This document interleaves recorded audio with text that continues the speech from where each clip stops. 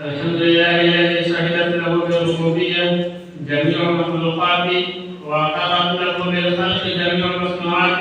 أرسله الله رحمة للعالمين وإماما للمتقين وحجة على الخلائق أجمعين. وقال: رأيت هذه الحفلة المباركة أساتذتي وزملائي، أريد أن ألقي أمامكم خطبة عن موضوع فلسطين في ابتداء صلاح الدين الأيوبي.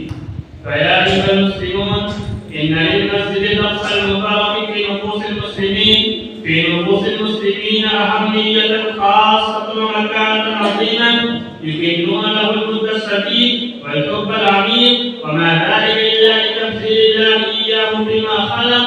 والله جل وعلا طيب لا يختار من موجوداته تفضيلا ورشيدا إلا ما كان شريفا طيبا مباركا.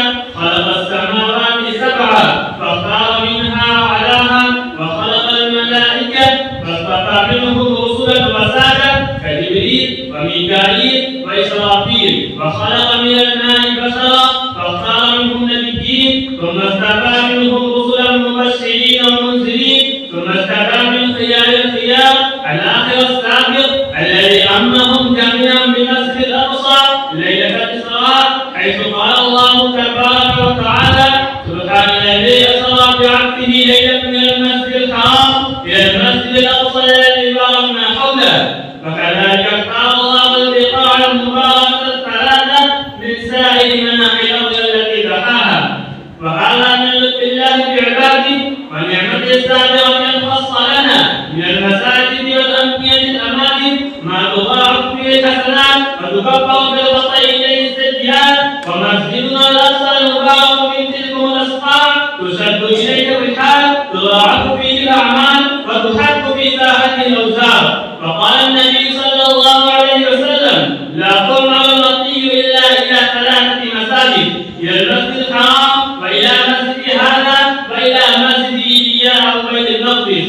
ولكن المسجد الأقصى كالمن في قلوبنا، بربه خصوصا نتجرعها في قلوبنا ودموعه تجري في عيوننا. إخوة الإسلام، اليهود لما يسيرون نقعا وغبارا هنا وهناك يوارون ثروتهم القاسمة من زعم هدم المسجد وبناء هيكله بالمزعوم فوق ترابه، ودويلات العالم مشغولة باللهو واللعب، مهمومة بقتل العلاقات مع الشقيقات ومد أيدي الصداقة إلى الدول المنافرات الخبيثات. إن نكبة فلسطين قد دخلت على كل بيت من بيوت المسلمين حزنا عميقا وحسرة وأسى، وإن كلمات التبدع والرسائل والقدس تكتب اليوم بالدموع والحسرة ولوعة وأسفا، ولكن البحار إذا جرت دموعا والسماء عرض المسلمون على البكاء أفرادا وجماعات مصعوبة، فإن هذه الدموع لا تغني الأقصى والقدس.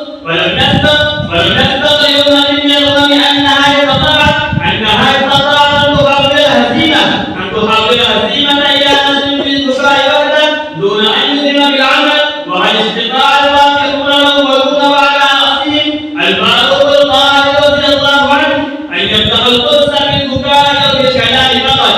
أن الفاتحين الأولين من المسلمين وعلى رأسهم السلطان صلاح الدين الأيوبي كانوا يجودون بأموالهم وأنفسهم في سبيل الله، وكانوا يرجون حسن عين الشهادة أو النصر.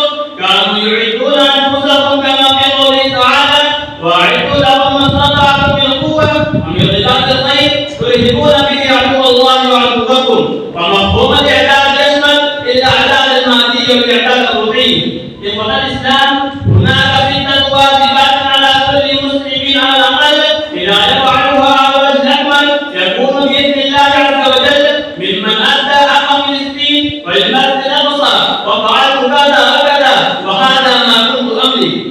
فالواجب الأول فهم القضية فهما صحيحا وتحريكها بين الناس، والثاني قتل الهزيمة النفيسة وبسط الأمل في عودة اليقظة للأمة الإنسانية، والثالث بذل المال قدر المستطاع تحميل الناس عليه، والرابع المقاطعة الاقتصادية الشاملة لكل من هو وما هو خلاف لهذه القضية، والخامس الدعاء المستمر له، والسادس إصلاح النفس والمجتمع.